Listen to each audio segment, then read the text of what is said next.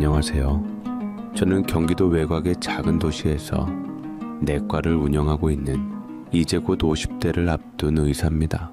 제 하루는 매일같이 몸과 마음이 아픈 어르신들의 이야기를 들어드리는 것으로 시작됩니다. 진료실에 앉아 청진기를 대는 시간보다 그분들의 굽은 허리와 주름진 손을 잡고 살아온 이야기를 들어드리는 시간이 더 길 때도 많죠. 얼마 전 평생 밟을만 하다 무릎이 다 닳아버린 한 할머니 환자분께서 제게 그러시더군요. 밤에 잠이 안 올 때마다 라디오처럼 듣는 채널이 있는데 거기 나오는 사연들이 꼭 자기 얘기 같아서 눈물 콧물 쏙 빼면서 듣는다고요. 그게 유일한 낙이라고 하시면서 제게도 한번 들어보라며 웃으셨습니다. 그날 밤 퇴근하고 할머니 말씀이 생각나 무심코 이 채널을 틀었습니다. 정말이지 세상의 모든 아픔과 슬픔이 그곳에 다 모여있는 것 같더군요. 한참을 넋놓고 듣다 보니 문득 제 가슴속 깊이 묻어두었던 이야기가 떠올랐습니다. 의사가 온 뒤에 숨겨두었던 저의 진짜 이야기 말입니다. 어릴 적 제 유년기는 가난했지만 부끄럽지 않았습니다. 오히려 온기로 가득했죠. 새벽 인력 시장에 나가시는 아버지의 거친 손이 제 볼을 스칠 때의 따스함, 시장 좌판에서 나무를 파시는 어머니가 제 손에 쥐어주시던 따끈한 찐빵의 온기. 저는 그 온기들을 먹고 자랐습니다. 학교에서 돌아오면 좁은 단칸방은 늘 비어 있었지만 저녁이 되면 아버지의 땀 냄새와 어머니의 나물 향이 뒤섞여 집안을 가득 채웠습니다.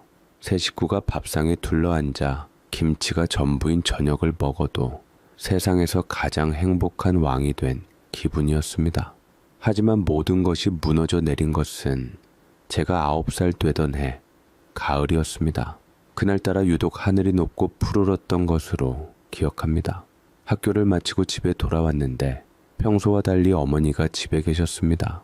어머니는 아무 말 없이 부엌과 방을 서성였고 초조한 듯 계속 창밖만 내다보셨습니다. 저녁이 되어도 아버지는 돌아오지 않으셨습니다. 밤이 깊어지고 전화벨이 울렸습니다. 아버지의 걱정에 조심스럽게 수화기를 든 어머니의 어깨가 잘게 떨리기 시작했습니다. 뭐라고요? 애아빠가 어떻게 되었다고요? 어머니의 얼굴은 사색이 되었고 전화기 너머로 얘기를 얼추 들어보니 아버지는 공사 현장 5층에서 발을 헛디뎌 추락하셨다고 했습니다. 어머니는 저를 데리고 얼른 병원으로 향했고 병원 복도는 소독약 냄새로 코가 아릴 지경이었습니다. 하얀 시트 위 아버지의 얼굴은 온통 붕대로 감겨 있었습니다. 의사는 젊은 어머니의 어깨를 두드리며 말했습니다. 뇌 손상이 심하지만 수술만 하면 살 수 있습니다. 하지만 어머니의 얼굴은 희망이 섞인 그 말도 불구하고 절망의 다른 이름이 되었습니다. 수술비는 500만 원. 당시 저희 세 식구에게는 쉬이 만져볼 수 없는 거액이었습니다. 그날부터 어머니는 아버지를 살리기 위한 전쟁이 시작되었습니다. 어머니는 시장에 나가는 대신 돈을 빌리기 위해 아는 사람들을 찾아다녔습니다. 친척집 문을 두드렸고 아버지의 동료들에게 손을 벌렸습니다. 하지만 돌아오는 대답은 늘 똑같았습니다. 미안하다. 우리도 어렵다. 한 번만요. 제가 어떻게 해서든 돈을 꼭 갚을 테니까 평생의 은인으로 알 테니까 우리 그 이만 좀 살려주세요. 돈이 없는 걸 어떻게 줘? 미안하지만 딴 데 가서 알아봐. 그렇게 문이 닫히는 소리가 날 때마다 아버지의 생명줄이 한 뼘씩 짧아지는 것만 같았습니다. 저는 매일 하얀 병실을 지켰습니다. 붕대 사이로 보이는 아버지의 눈은 늘 저를 향해 있었습니다. 아버지는 말씀을 하실 수 없었지만 저는 그 눈빛을 읽을 수 있었습니다. 우리 아들, 괜찮아. 아버지는 오히려 저를 위로하고 계셨습니다. 저는 그런 아버지를 위해 매일 그림 일기를 그렸습니다. 오늘 학교에서 있었던 일, 친구랑 축구를 한 이야기, 어머니가 끓여주신 된장찌개 맛까지. 아버지가 어서 일어나셔서 제 일기를 소리내어 읽어주시길 바라면서요. 시간은 속절없이 흘렀습니다. 어머니는 점점 야위어 갔고 웃음을 잃었습니다. 며칠 만에 집에 들른 어머니의 얼굴에는 검은 멍 자국이 들어 있었습니다. 제가 놀라서 어디 다쳤냐고 묻자 어머니는 그저 넘어졌다고만 하셨습니다. 그리고는 제 손을 잡고 말했습니다. 혁찬아, 거의 다 됐어. 조금만 더 기다리면 아빠 수술할 수 있어. 그 말에 저는 희망을 보았습니다. 이제 곧 아버지가 금방이라도 수술을 해서 건강해지실 줄만 알게 되었지요. 하지만 그 희망은 신기루였습니다. 며칠 뒤 병실로 뛰어들어온 어머니의 얼굴은 절망 그 자체였습니다. 어머니는 아버지의 침대맡에 주저앉아 아무 말 없이 눈물만 뚝뚝 흘렸습니다. 그리고 그날 밤 아버지의 상태가 나빠졌습니다. 기계음이 요란하게 울리고 의사와 간호사들이 분주하게 움직였습니다. 저는 복도 밖으로 쫓겨났습니다. 차가운 복도 바닥에 주저앉아 저는 두 손을 모으고 빌고 또 빌었습니다. 우리 아빠 좀 살려주세요. 얼마나 지났을까? 병실 문이 열리고 의사가 고개를 저으며 나왔습니다. 세상이 무너지는 소리가 들렸습니다. 어머니는 실신하셨고 저는 멍하니 병실로 걸어 들어갔습니다. 시끄럽던 기계음은 모두 멎어 있었습니다. 아버지는 평온한 얼굴로 잠들어 계셨습니다. 저는 조심스럽게 아버지의 손을 잡았습니다. 늘 따뜻했던 아버지의 손은 이제 막 냉장고에서 꺼낸 돌멩이처럼 차가웠습니다. 아무리 제 두 손으로 감싸 쥐어도 온기는 전해지지 않았습니다. 그 차가운 감촉, 그것이 제게 남은 아버지의 마지막 기억입니다. 사진 속 아버지는 여전히 환하게 웃고 있지만 저는 그 웃음을 볼 때마다 손끝에 스며들던 그날의 냉기를 떠올립니다. 아버지를 지키지 못했다는 무력감, 그리고 그 무력감을 만들어낸 돈이라는 것에 대한 막연한 공포. 9살의 저는 아버지의 온기가 사라진 그날 세상의 진짜 온도를 처음으로 깨달았던 것 같습니다. 아버지의 장례는 사흘 만에 끝났습니다. 빈소에는 아버지의 동료 몇 분과 먼 친척들이 잠시 얼굴을 비췄을 뿐 내내 텅 빈 것처럼 휑했습니다. 저는 까만 상복을 입고 영정 사진 속 아버지를 멍하니 바라보았습니다. 사진 속 아버지는 여전히 웃고 계셨지만 그 웃음이 낯설게 느껴졌습니다. 마치 아주 먼 나라 사람처럼요. 어머니는 장례 내내 소리내어 울지 않으셨습니다. 그저 눈물만 끊임없이 뺨을 타고 흘러내려 턱 끝에 소금꽃처럼 하얗게 맺혔다가 툭 하고 떨어지곤 했습니다. 아버지가 없는 집은 거대한 동굴처럼 느껴졌습니다. 아버지의 땀 냄새가 사라진 방은 낯설었고 세 식구가 쓰던 밥상은 너무 넓게만 느껴졌습니다. 어머니는 다시 시장에 나가셨지만 예전처럼 나물을 팔지는 않으셨습니다. 시장 구석의 작은 식당에서 허드레일을 시작하셨죠. 새벽에 나가서 밤늦게 돌아오시는 날이 많아졌고 어머니와 저는 하루에 얼굴 한번 보기도 힘들어졌습니다. 가장 달라진 것은 어머니의 눈빛이었습니다. 예전의 따뜻함은 사라지고 늘 무언가에 쫓기는 듯 불안해 보였습니다. 밤에 잠결에 깨면 어머니는 방구석에 웅크리고 앉아 소리 없이 어깨를 들썩이고 계셨습니다. 저는 차마 다가가지 못하고 이불을 머리끝까지 뒤집어 쓴 채 잠든 척 어머니의 흐느낌을 들었습니다. 그 흐느낌은 마치 제 심장을 갉아먹는 벌레 소리 같았습니다. 그러던 어느 날 집에 친척들이 모였습니다. 아버지 장례식 때는 보이지 않던 얼굴들이었습니다. 그들은 마치 자기 집처럼 안방을 차지하고 앉아 저를 흑익거리며 어머니에게 무언가 속삭였습니다. 저는 방문 틈으로 그들의 대화를 엿들었습니다. 재수씨, 언제까지 이렇게 살 거야? 아직 젊은 사람이 애한테 발목 잡혀서 인생 망칠 셈이야? 그래, 애는 우리가 어떻게든 알아서 할 테니 형수님은 좋은 사람 만나서 새 출발해요. 그 말이 제 발목에 무거운 족쇄처럼 채워지는 기분이었습니다. 저는 아버지에게도 이제는 어머니에게도 짐이 되는 존재가 된 것 같았습니다. 어머니는 아무 대답 없이 고개만 숙이고 있었습니다. 그 침묵이 저를 더 불안하게 만들었습니다. 며칠 후 어머니는 제 손을 잡고 낯선 버스에 올랐습니다. 한참을 달려 도착한 곳은 제가 태어나서 처음 와보는 시골이었습니다. 버스 정류장에는 허리가 굽은 할머니 한 분이 우리를 기다리고 있었습니다. 제 외할머니였습니다. 외할머니의 집은 낡았지만 마당에는 빨간 고추가 탐스럽게 널려 있었습니다. 그날 저녁 어머니는 제 머리를 쓰다듬으며 말했습니다. 혁찬아, 엄마가 돈 많이 벌어서 아주 큰 집 사서 데리러 올게. 그때까지 할머니 말씀 잘 듣고 밥 잘 먹고 있어야 해. 알았지? 저는 아무 말 없이 고개만 끄덕였습니다. 어머니가 전날 밤 많이 우셨던지 눈이 퉁퉁 부어 있었습니다. 그리고 다음날 아침 잠에서 깨었을 때 어머니는 이미 떠나고 없었습니다. 머리맡에는 꼬깃꼬깃한 1,000원짜리 몇 장과 작은 과자 봉지가 놓여 있었습니다. 저는 그 과자를 끌어안고 한참을 울었습니다. 어머니가 금방 돌아올 것이라고 저는 굳게 믿었습니다. 하지만 어머니는 돌아오지 않았습니다. 할머니는 애타게 엄마를 기다리는 저를 다독여 주었지요. 엄마 그만 기다리자. 엄마는 엄마 인생이 있고 너는 네 인생이 있잖냐. 나중에 또 아냐. 엄마가 좋은 일이 생겨서 너를 다시 찾아올지. 그때까지 너는 열심히 공부하고 기다리면 되는 거야. 저는 할머니 말에 금세 눈물 한 바가지를 쏟을 것 같았지만 여기서 울면 정말로 엄마를 다시 못 볼 것 같아서 꾹 참았습니다. 그렇게 한 달이 지나고 계절이 바뀌었습니다.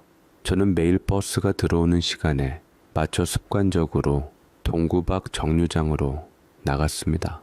혹시나 저 버스에서 어머니가 내리지 않을까 목을 빼고 기다렸습니다. 하지만 버스는 늘 낯선 사람들만 내려놓고 훌쩍 떠나버렸습니다. 그러던 어느 겨울날 외할머니는 밭에서 돌아와 제 앞에 앉으셨습니다. 그리고는 아주 힘겹게 입을 떼셨습니다. 혁찬아, 실은 네 엄마 재혼해서 아주 먼 곳으로 떠났다.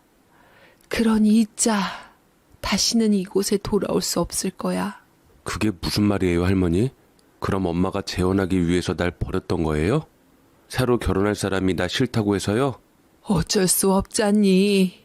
어느 남자가 남의 새끼를 자기 새끼처럼 잘 키워주겠니? 그럼 엄마가 재혼을 안 하면 되잖아요. 어떻게 자기 자식 버리고 재혼을 할 수가 있어요? 너희 엄마 아직 젊고 창창한데 그럼 너 하나 보고 어떻게 평생 혼자 살라고 할 수가 있겠니? 네가 엄마 인생 대신 살아줄 수 없는 것처럼 엄마도 네 인생 대신 살아줄 수 없다. 그 순간 제 안에 무언가가 툭 하고 끊어지는 소리가 났습니다. 버려졌구나. 아버지에 이어 어머니에게도 돈 벌어서 데리러 오겠다는 약속은 모두 거짓말이었습니다. 저는 그날 이후로 다시는 동구 밖 정류장에 나가지 않았습니다. 어머니를 기다리는 대신 마음속으로 어머니를 미워하기 시작했습니다. 아버지를 지키지 못하고 결국에는 저까지 버린 사람. 제게 어머니는 더 이상 그리움의 대상이 아니었습니다. 평생을 바쳐서라도 원망해야 할 그런 사람이 되어버렸습니다. 어머니가 떠난 자리는 외할머니의 주름진 손이 채워주셨습니다. 하지만 제 마음 한구석에는 누구도 채울 수 없는 커다란 구멍이 생겨버렸습니다. 그 구멍에서는 늘 차가운 바람이 불어왔고 저는 그 바람을 막기 위해 마음의 문을 굳게 닫아버렸습니다. 더 이상 누구에게도 상처받고 싶지 않았기 때문입니다. 9살의 저는 그렇게 세상과 나 사이에 보이지 않는 벽을 쌓기 시작했습니다. 어머니가 떠난 후 제 세상은 외할머니를 중심으로 돌아갔습니다.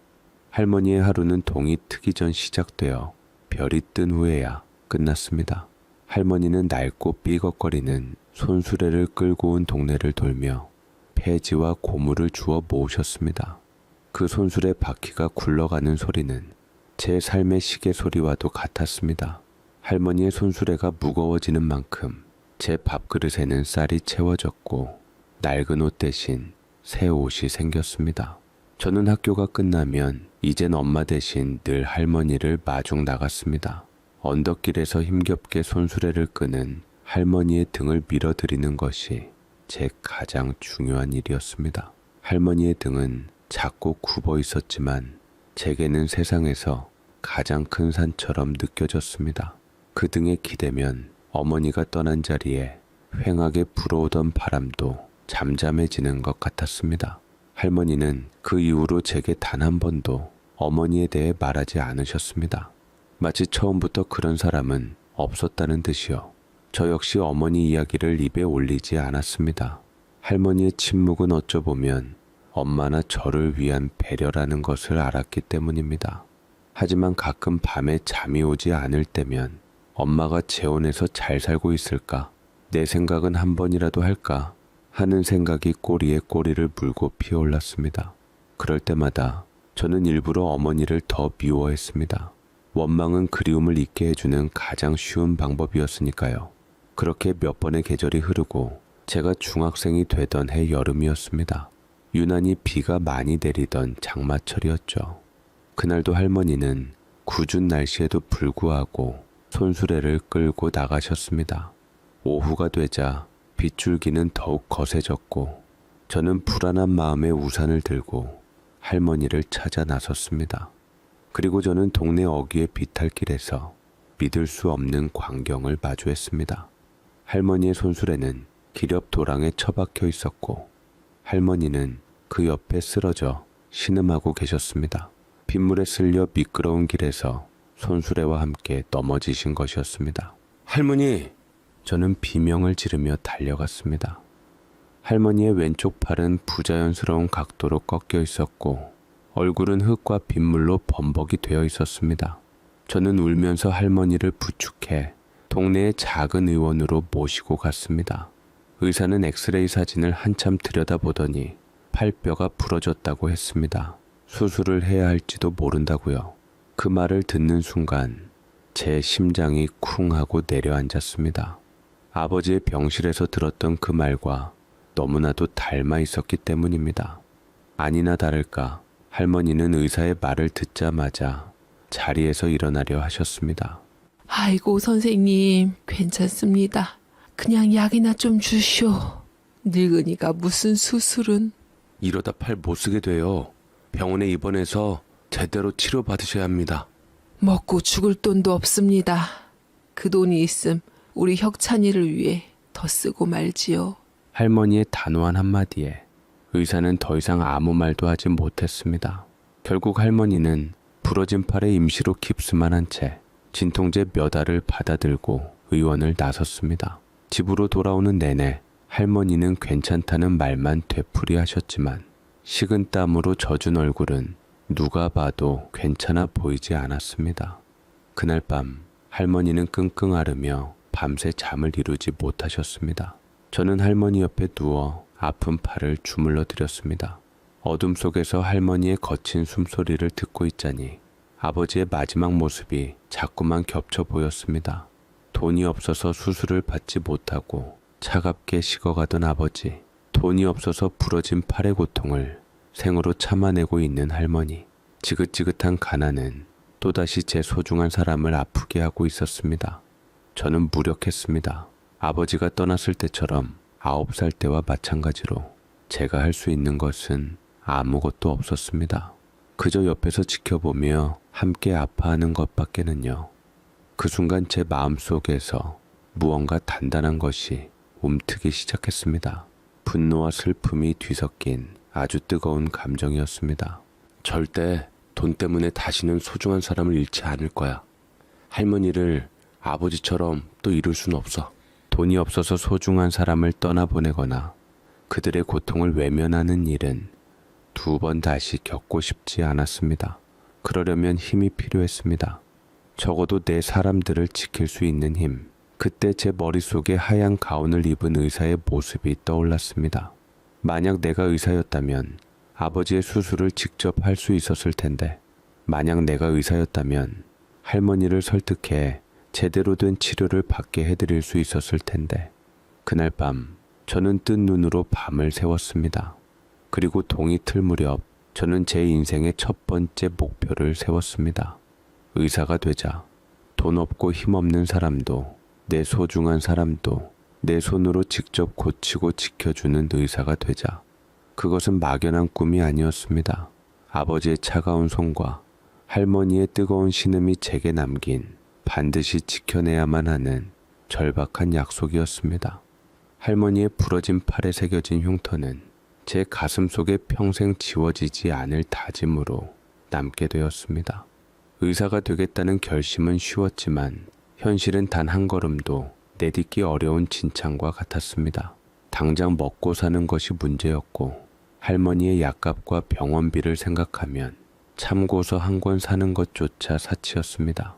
저는 고등학교에 입학하자마자 제 발로 인력시장을 찾아갔습니다. 할머니는 그런 저를 말리며 나무랐습니다. 학생이 공부나 할 것이지 어딜 가느냐. 일은 나중에 실컷 할 텐데 공부하자 혁찬아. 걱정 마세요, 할머니. 공부하려고 저도 노력하는 거예요. 돈이 있어야 학교도 다닐 수 있고 공부도 할 수 있으니까요. 더 이상 할머니한테 부담 줄 수 없어요. 할머니는 참으로 서럽게 제 손을 붙잡고 우셨지만 저는 고집을 꺾지 않았습니다. 제 꿈은 책상에 앉아서만 이룰 수 있는 것이 아니었으니까요. 그렇게 저의 이중생활이 시작되었습니다. 낮에는 교복을 입은 학생, 주말과 방학에는 작업복을 입은 인부. 제 첫 일터는 아버지가 돌아가신 것과 비슷한 아파트 공사 현장이었습니다. 처음에는 일부러 그곳을 선택했습니다. 아버지의 마지막 숨결이 닿았을 그곳에서 일하며 제 다짐을 매일같이 되새기고 싶었기 때문입니다. 공사장의 하루는 먼지와 땀, 그리고 거친 고함 소리로 시작되었습니다. 저는 제 키만한 철근을 나르고 시멘트 포대를 어깨에 이고 계단을 오르내렸습니다. 하루 일이 끝나면 온몸의 근육이 비명을 질렀고 손바닥에는 물집이 잡혔다가 터지기를 반복했습니다. 밤이 되면 녹초가 된 몸을 이끌고 독서실 책상에 앉았습니다. 쏟아지는 잠을 쫓기 위해 허벅지를 꼬집고 찬물로 세수를 해가며 꾸역꾸역 책장을 넘겼습니다. 의사라는 두 글자가 아니었다면 단 하루도 버티지 못했을 겁니다. 공사 현장에는 한바집이라고 불리는 작은 식당이 있었습니다. 인부들의 허기를 달래주는 곳이었죠.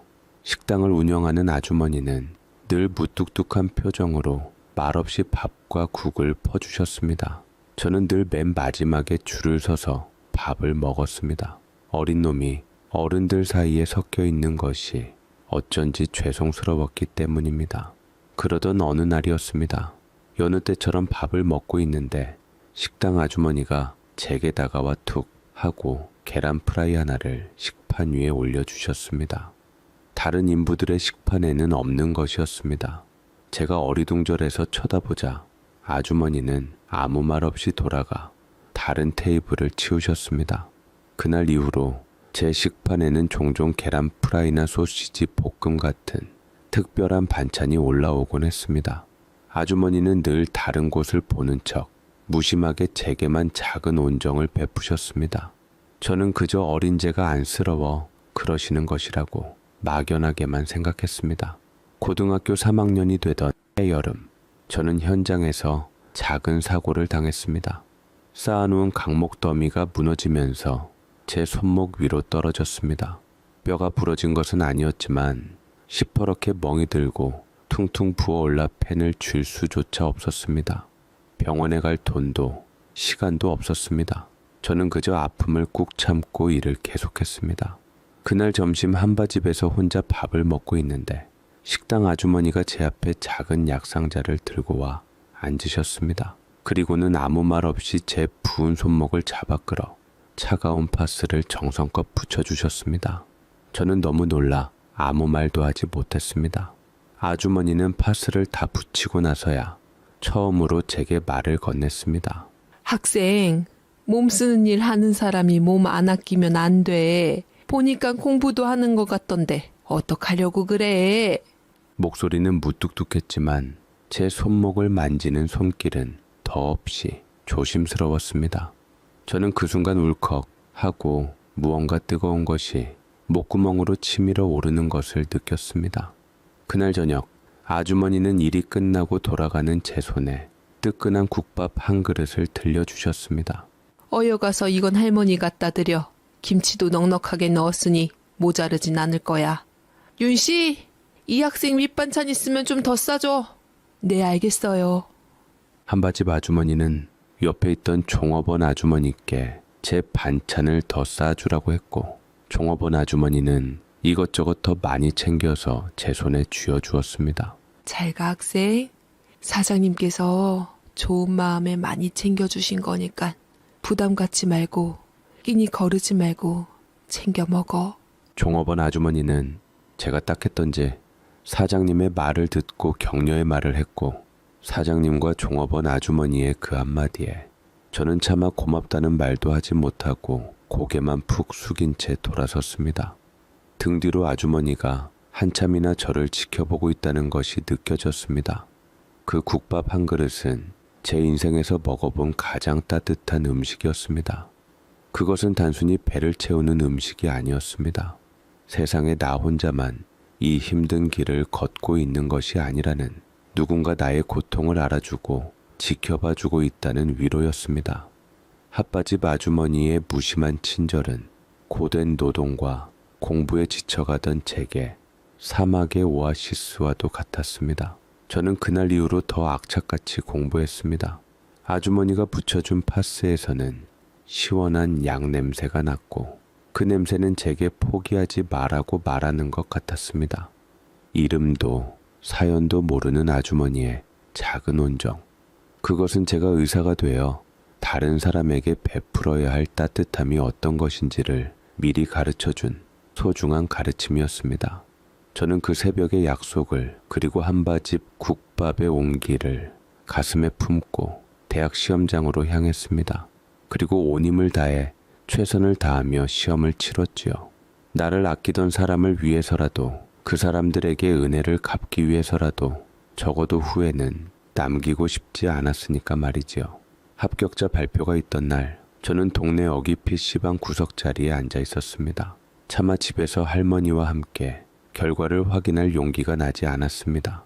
수험번호를 입력하는 손가락이 사시나무처럼 떨렸습니다. 지난 몇 년간의 시간이 주마등처럼 스쳐 지나갔습니다. 시멘트 포대의 무게, 손바닥의 굳은 살, 새벽 독서실의 차가운 공기, 그리고 한바집 아주머니의 따뜻한 국밥까지 합격이라는 두 글자를 확인하는 순간, 저는 저도 모르게 모니터를 끌어안고 소리 없이 울었습니다.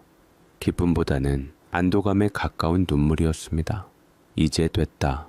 이제 정말로 시작할 수 있겠다. 저는 합격 통지서를 출력해 품에 넣고 곧장 할머니에게 달려갔습니다. 할머니는 마루에 앉아 콩을 고르고 계셨습니다. 제가 내민 종이를 한참 들여다보시던 할머니는 글자를 잘 모르시는지 고개만 갸웃거리셨습니다. 할머니, 저 의대 붙었어요. 이제 저 의사 될 수 있어요. 뭐? 혁찬이 네가 의대에 붙었다고? 제 말이 끝나자마자 할머니의 거친 손에서 콩알들이 우수수 마루 아래로 쏟아졌습니다. 할머니는 아무 말 없이 제 얼굴과 합격 통지서를 번갈아 보시더니 이내 주름진 얼굴을 두 손으로 감싸쥐고 우셨습니다. 평생 제 앞에서는 단 한 번도 약한 모습을 보이지 않으셨던 할머니의 작은 어깨가 어린아이처럼 들썩였습니다. 저는 그런 할머니를 말없이 끌어안았습니다. 할머니의 눈물은 제 지난 고생을 전부 씻어주는 것만 같았습니다.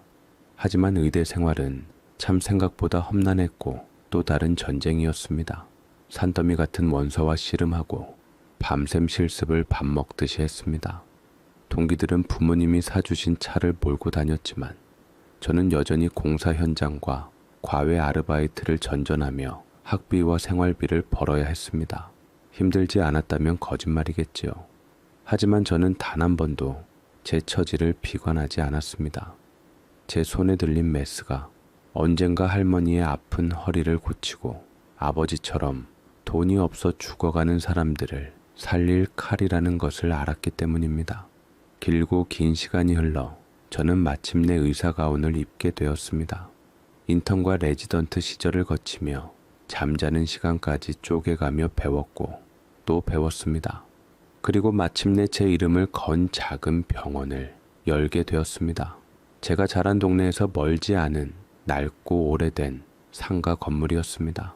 제가 페이닥터로 일하지 않고 제 병원을 차린 것은 다 뜻이 있어서였습니다. 물론 화려한 개업식도 번듯한 화환도 없었습니다.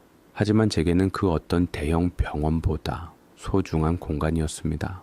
병원 문을 연 첫날, 저는 아침 일찍 시골에 계신 할머니를 모시러 갔습니다. 할머니, 오늘 제 병원 첫 번째 환자는 할머니예요. 할머니는 손사래를 치며 괜찮다고 하셨지만 저는 억지로 할머니를 차에 태워 병원으로 모셨습니다. 진료실 의자에 앉은 할머니의 모습을 보니 만감이 교차했습니다. 평생 남의 폐지를 주어 제 학비를 대셨던 할머니가 이제는 손자가 의사가 되어 당신의 몸을 살피는 환자가 되어 앉아 계셨습니다. 저는 조심스럽게 청진기를 할머니의 등에 대었습니다. 불규칙하고 거친 숨소리가 들려왔습니다. 평생 무거운 손수레를 끌었던 흔적이었습니다. 허리 엑스레이 사진 속에는 닳고 닳아 내려앉은 척추뼈들이 보였습니다. 저는 차마 사진을 끝까지 보지 못하고 고개를 돌렸습니다. 할머니의 몸 곳곳에는 저를 키우느라 새겨진 고통의 세월이 흉터처럼 남아 있었습니다. 진료를 마치고 저는 할머니의 손을 잡고 약속했습니다. 할머니, 이제부터는 제가 할머니의 손수레가 되어드릴게요. 더 이상 아픈 곳 참지 말고 매일같이 제 병원에 와서 치료 받으세요. 내가 미안해서 어떻게 그러니?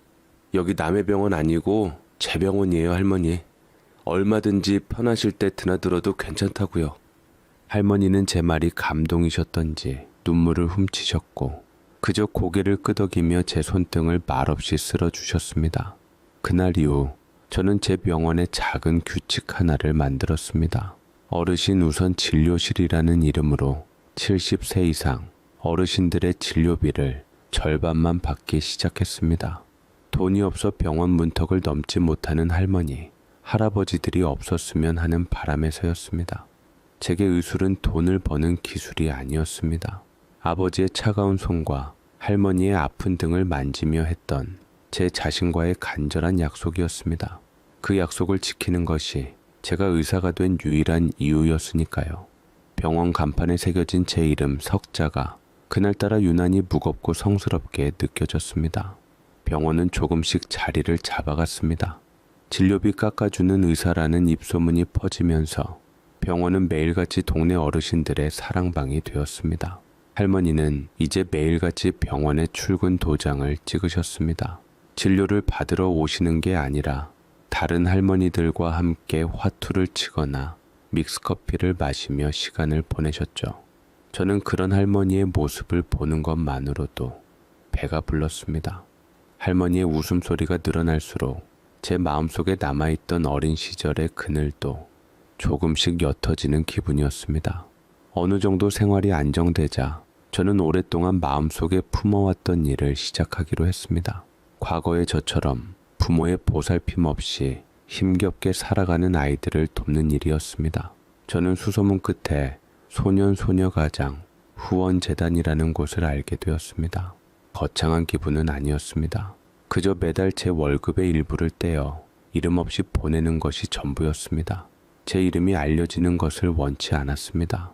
그저 제가 받았던 한밭집 아주머니의 따뜻한 국밥처럼 아이들에게도 세상이 아주 차갑지만은 않다는 온기를 전해주고 싶었을 뿐입니다. 기부를 시작하고 몇 달이 지났을 무렵 재단 사무실에서 전화가 한 통 걸려왔습니다. 제가 기부금을 보낼 때마다 국밥 한 그릇이라는 이름으로 보내곤 했는데 그 이름이 독특해서 기억에 남았다고 했습니다.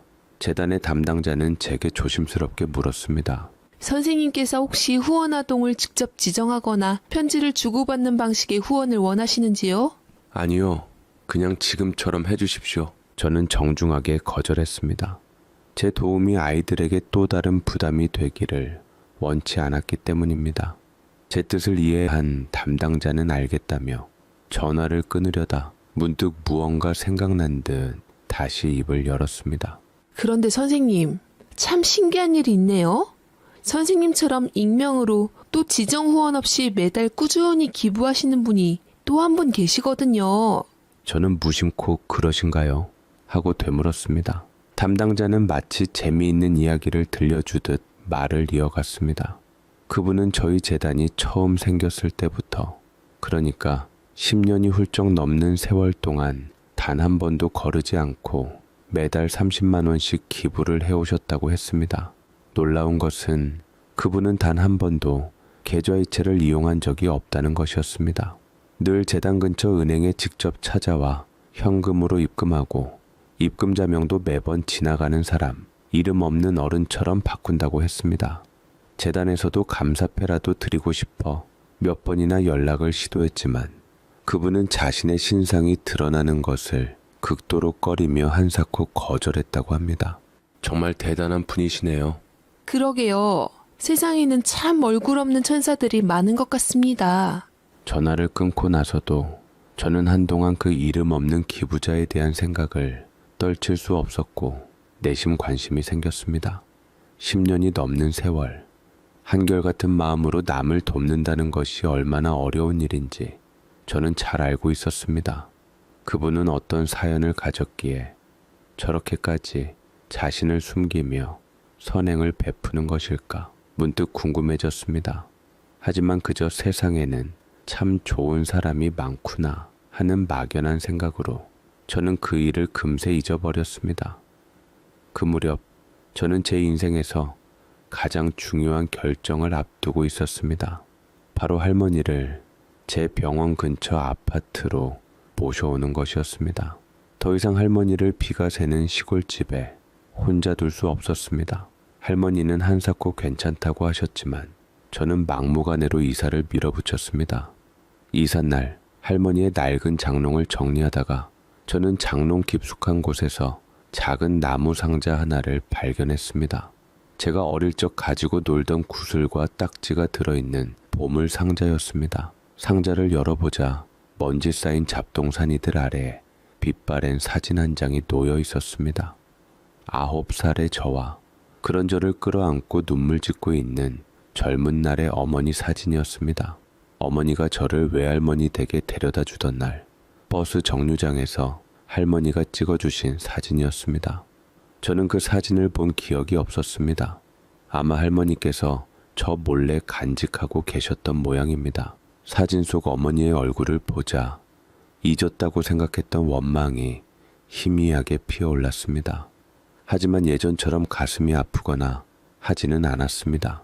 그저 이 사람도 어딘가에서 잘 살고 있겠지 하는 무감각한 생각이 들 뿐이었습니다. 저는 사진을 다시 상자 깊숙이 넣어두었습니다. 제게 어머니는 이제 그저 낡은 사진첩 속의 희미한 기억일 뿐이었습니다. 할머니와 함께 살기 시작하면서 제 삶은 완벽한 안정기에 접어들었습니다. 아침이면 할머니가 차려주신 따뜻한 밥을 먹고 출근했고 저녁이면 병원에서 있었던 소소한 일들을 할머니께 들려드리며 하루를 마무리했습니다. 제게는 더 이상 부러울 것이 없었습니다.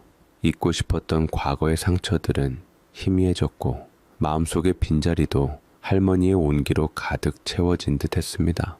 저는 이 평온함이 영원할 것이라고 믿었습니다. 그 일이 있기 전까지는요. 늦은 밤 당직 근무를 서고 있을 때였습니다. 요란한 사이렌 소리와 함께 119 구급차가 우리 병원 앞에 멈춰 섰습니다. 구급대원들이 다급하게 외치는 소리가 들렸습니다. 60대 여성 의식불명, 간경화 말기 환자로 추정됩니다. 저는 반사적으로 달려갔습니다. 이동 침대 위에는 깡마른 체구의 한 여인이 누워 있었습니다. 얼굴은 황달 기운으로 누렇게 떠 있었고 배는 복수가 차올라 남산만하게 부풀어 있었습니다. 환자의 상태는 누가 봐도 위중했습니다. 보호자를 찾았지만 환자는 길에서 쓰러진 채 발견되어 신원을 확인할 만한 것이 아무것도 없다고 했습니다. 저는 곧바로 응급처치에 들어갔습니다. 환자의 혈압은 계속 떨어졌고 숨소리는 금방이라도 끊어질 듯 가팠습니다. 저는 환자의 입에 튜브를 삽입하고 앙상한 팔뚝에 굵은 주사 바늘을 꽂았습니다. 차가운 약물이 환자의 혈관으로 흘러 들어가는 동안 저는 잠시 환자의 얼굴을 찬찬히 살펴보았습니다. 오랜 병고에 시달린 탓에 나이를 가늠하기 어려웠지만 어딘지 모르게 낯이 익다는 느낌을 받았습니다. 하지만 워낙 많은 환자들을 대하다 보니 그저 스쳐 지나간 얼굴 중 하나려니 하고 대수롭지 않게 넘겼습니다. 밤샘 사투 끝에 환자는 간신히 고비를 넘겼습니다. 혈압이 안정되고 희미하게나마 의식이 돌아왔습니다. 저는 중환자실로 옮겨진 환자의 상태를 살피러 갔습니다. 환자는 산소 호흡기에 의지한 채 힘겹게 눈을 뜨고 저를 바라보았습니다. 초점 없는 눈동자가 허공을 헤매다 제 얼굴에 잠시 머무는 듯 했습니다. 그 순간 환자의 입술이 미세하게 움직였습니다. 무언가 말을 하려는 것 같았지만 목소리는 나오지 않았습니다. 저는 환자의 손을 잡아주며 안정을 주었습니다. 괜찮아요, 이제. 아무 걱정하지 마세요. 다 잘 될 겁니다. 그렇게 말했습니다. 그런데 환자의 손을 잡는 순간 이상한 기분이 들었습니다. 앙상하게 뼈만 남은 그 손의 감촉이 너무나도 익숙하게 느껴졌기 때문입니다. 마치 아주 오래전 제가 잡아본 적이 있는 손 같았습니다. 기억을 더듬어 보았지만 도무지 떠오르지 않았습니다. 그날 이후 저는 유독 그 무용 환자에게 마음이 쓰였습니다. 회진을 돌 때마다 가장 먼저 그 사람의 병실을 찾았고 식사를 제대로 하지 못하는 그 사람을 위해 직접 미음을 챙겨주기도 했습니다. 간호사들은 원장님이 왜 저 환자에게만 유독 신경을 쓰시냐며 수군거렸지만 저 자신도 제 행동을 설명할 수 없었습니다. 그저 저 환자를 이대로 혼자 내버려 두어서는 안 될 것 같다는 강한 책임감 같은 것이 느껴졌습니다. 환자는 며칠 만에 기적적으로 의식을 회복했습니다. 하지만 오랜 시간 뇌에 산소 공급이 원활하지 않았던 탓인지 자신의 이름도 나이도 집 주소도 기억하지 못했습니다. 기억을 잃은 환자는 어린아이처럼 불안해하며 낡고해진 작은 가방 하나만을 잠시도 몸에서 떼어놓지 않았습니다. 그 가방 안에 자신의 기억을 찾을 단서라도 들어있는 것처럼요. 저는 환자의 기억을 되찾는 데 도움을 주기 위해 경찰에 신원 조회를 의뢰하고 환자의 소지품을 살펴보기로 했습니다. 환자는 처음에는 경계하며 가방을 내주지 않으려 했지만 제가 부드럽게 설득하자 마지못해 제게 가방을 건넸습니다. 가방 안에는 달아빠진 손수건 몇 장과 낡은 지갑 그리고 작은 통장 하나가 전부였습니다. 저는 무심코 통장을 펼쳐보았습니다. 그리고 그 안의 기록을 확인하는 순간 저는 온몸이 그대로 굳어버리는 것을 느꼈습니다. 통장은 아주 오래된 것이었습니다. 손때가 묻어 너덜너덜해진 표지에는 은행 이름조차 희미하게 발해 있었습니다. 저는 마른 침을 삼키며 조심스럽게 첫 장을 넘겼습니다. 입출금 내역이 빽빽하게 찍혀 있었습니다. 그런데 그 기록들이 이상했습니다. 통장에는 입금 기록이 거의 없었습니다. 대신 매달 25일이 되면 어김없이 30만 원이라는 금액이 출금되고 있었습니다. 출금된 돈이 보내진 곳은 단 한 곳, 소년소녀가장 후원재단. 심장이 발밑으로 쿵 하고 떨어지는 기분이었습니다. 며칠 전 재단 담당자와 통화하며 들었던 이름 없는 기부자의 이야기가 뇌리를 스치고 지나갔습니다. 10년이 넘는 세월 동안 매달 30만 원씩 한 번도 거르지 않고 설마 아닐 거야. 세상에 이런 우연이 있을 리가 없어. 저는 애써 고개를 저으며 부정했습니다. 하지만 제 눈은 이미 통장의 다음 장을 향하고 있었습니다. 거래 내역은 10년이 넘는 세월 동안 계속 이어지고 있었습니다. 통장의 잔고는 늘 아슬아슬했습니다. 식당 허드렛일, 공사장 잡부, 청소 용역, 간간히 찍혀있는 입금 내역 옆에는 그녀가 얼마나 고된 삶을 살아왔는지가 고스란히 적혀 있었습니다. 그 사람은 자신의 피와 땀을 쥐어짜 매달 어김없이 이름 모를 아이들을 위해 돈을 보냈던 것입니다. 저는 떨리는 손으로 통장의 맨 뒷장으로 넘겼습니다. 그곳에는 비닐 커버로 된 작은 수납 공간이 있었습니다. 그리고 그 비닐 커버 안에 무언가 네모난 것이 희미하게 비쳤습니다. 저는 심호흡을 하고 조심스럽게 그것을 꺼냈습니다. 빛바랜 흑백 사진 한 장. 사진 속에는 9살의 제가 어색한 표정으로 서 있었습니다. 그리고 그런 제 어깨를 끌어안은 채 금방이라도 울음이 터질 듯한 얼굴로 카메라를 보고 있는 젊은 여인이 있었습니다. 제가 외할머니 댁에 버려지던 날 버스 정류장에서 찍었던 바로 그 사진. 할머니의 낡은 장롱 속에서 발견했던 바로 그 사진이었습니다. 저도 모르게 짧은 신음이 터져 나왔습니다. 손에 들고 있던 통장과 사진이 바닥으로 힘없이 떨어졌습니다. 머릿속이 하얗게 비어버렸습니다. 아무 생각도 할 수 없었습니다. 그저 눈앞의 현실이 믿기지 않았습니다. 이 사람이 내 어머니라고? 재혼해서 멀리 떠났다던, 나를 버리고 자신의 행복을 찾아갔다던 그 사람이 바로 내 눈앞에 있는 저 환자라고? 평생을 식당과 공사장을 전전하며 자신의 모든 것을 쏟아부어 이름 모를 아이들을 후원하며 살아왔다고? 혼란스러운 기억의 조각들이 한꺼번에 머릿속으로 밀려 들어왔습니다. 공사 현장에서 내 손목에 파스를 붙여주던 무뚝뚝한 한밭집 아주머니 옆에서 저를 지켜봤던 종업원이 생각이 나며 지금 누워있는 환자랑 언뜻 봤던 종업원 아주머니와 겹쳐 있다는 것을 알게 되었습니다. 유독 내게만 계란 프라이를 얹어주시던 그분의 마른 손, 그리고 지금 내 병상에 누워있는 저 환자의 앙상한 손목.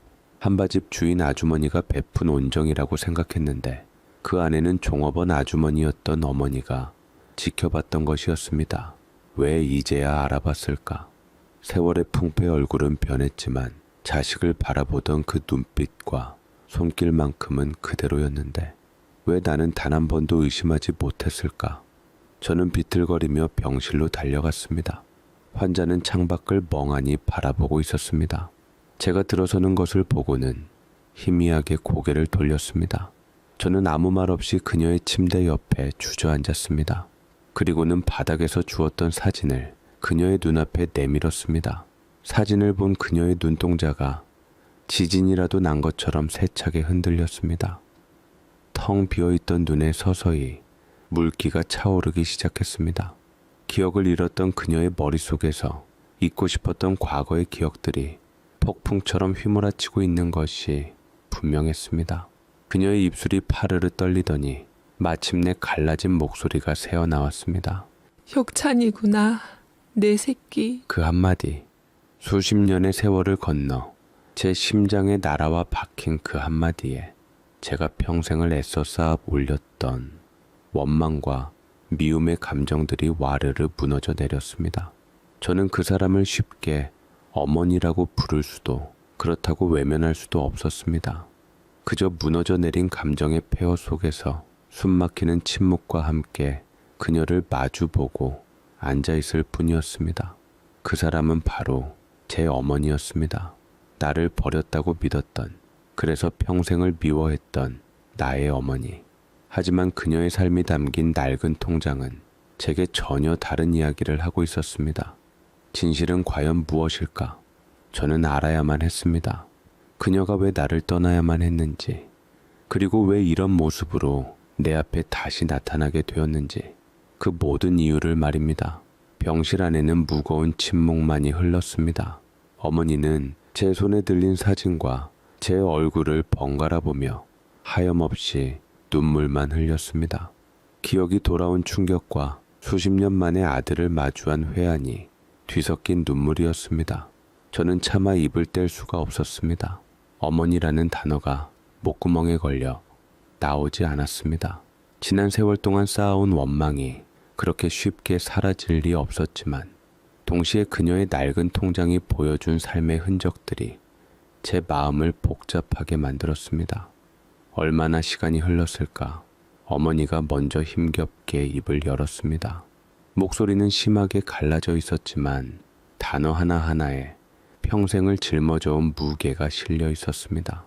미안하다, 혁찬아. 그 한마디에 저는 묻지 않을 수 없었습니다. 제 평생의 의문이었습니다. 저는 입술을 깨물고 엄마를 세상에서 다시 볼 수 있다면 꼭 하고 싶은 말을 물었습니다. 엄마, 왜 저를 버리셨어요? 제 질문에 어머니는 고개를 떨구었습니다. 그리고는 아주 긴 시간 동안 마치 오래된 필름을 더듬어 재생하듯 잊고 싶었던 그날의 기억들을 하나씩 꺼내놓기 시작했습니다. 어머니의 이야기는 제가 알고 있던 것과 많이 달랐습니다.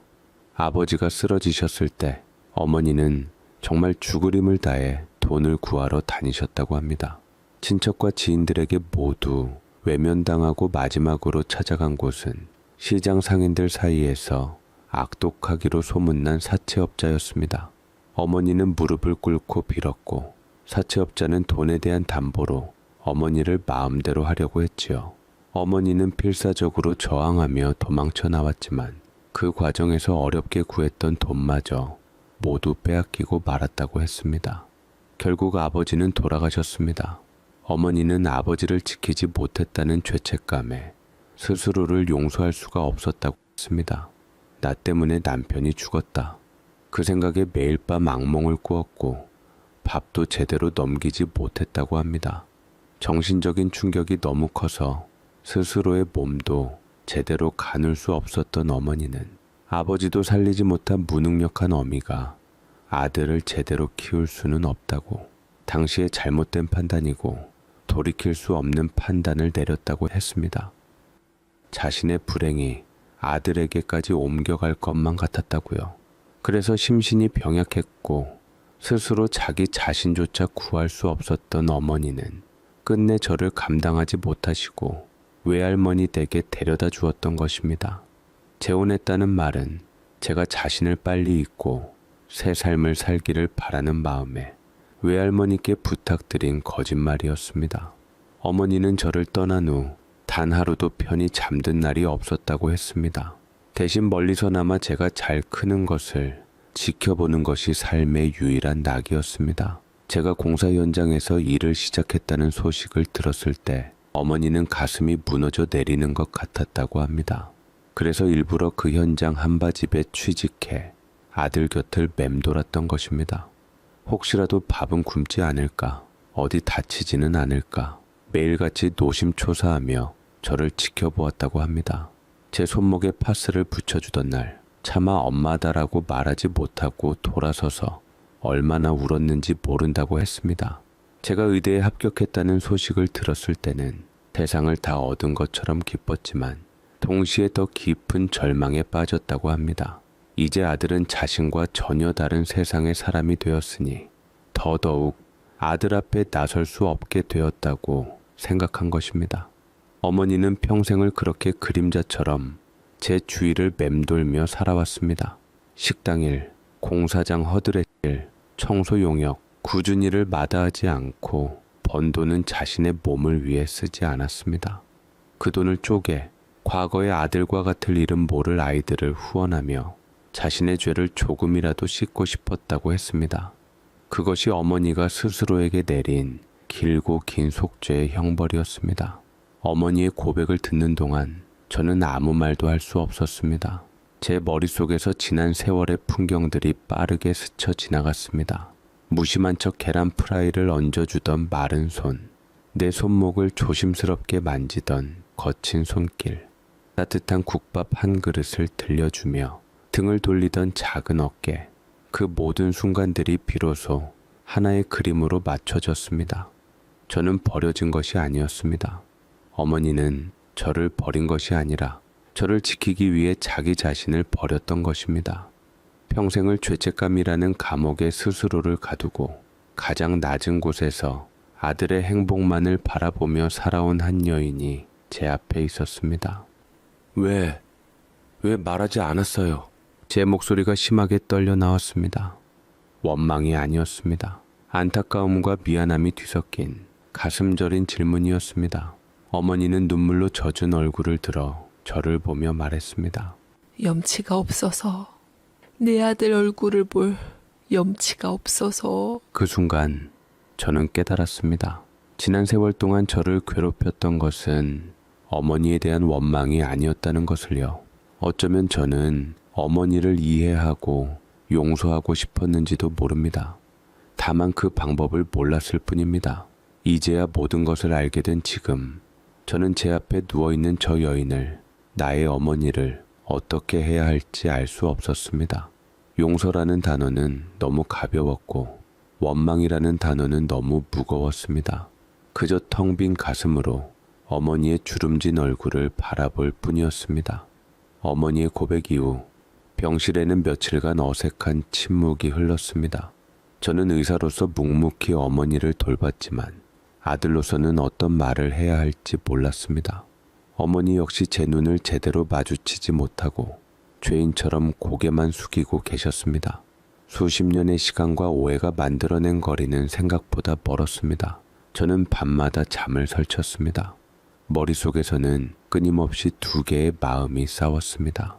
나를 떠나 평생을 고통 속에 살게 한 어머니를 어떻게 쉽게 용서할 수 있느냐는 원망과 평생을 그림자처럼 나를 지키며 속죄해 온 저 여인을 이제는 내가 보듬어야 하지 않겠냐는 연민이었습니다.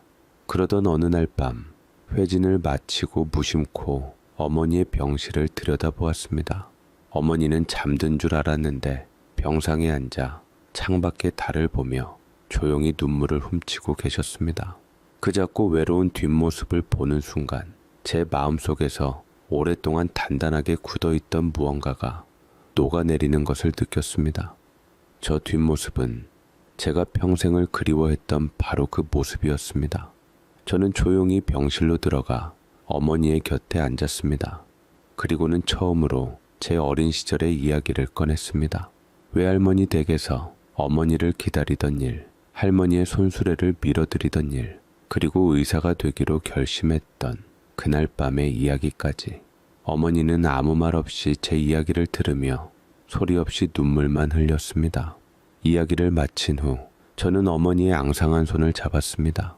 공사 현장에서 제 손목을 잡아주던 바로 그 손이었습니다. 어머니, 제가 떨리는 목소리로 그 단어를 입에 올리는 순간 어머니는 무너지듯 제 어깨에 기대어 오열하기 시작했습니다. 수십 년의 세월을 참아왔던 서름과 미안함이 한꺼번에 터져 나온 울음이었습니다.